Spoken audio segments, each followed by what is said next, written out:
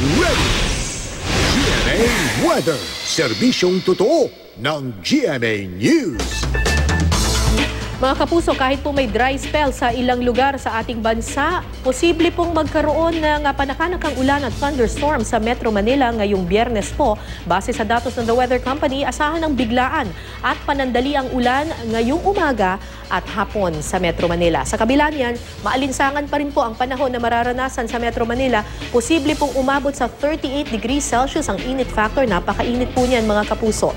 Ayon sa Pag-asa, easterlies po ang nakakaapekto sa silangang bahagi ng Luzon at ng Visayas.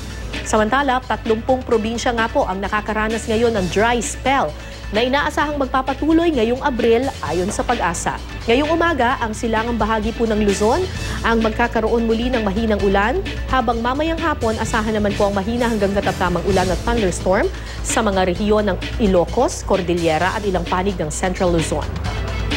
Tingnan natin ang lagay ng panahon sa Visayas. Ayan po, mga kapuso, posible po ang ulan sa gitnang bahagi ng Visayas at pati na rin po sa silangang bahagi nito.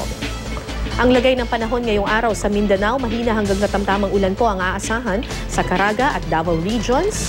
Asahan din po ang ulan sa mga rehiyon ng Northern Mindanao, ARMM at Soxargen mamayang hapon naman. Yan ang latest mula sa GMA Weather. Magplano para sigurado, I am ready, serbisyong totoo ng GMA News.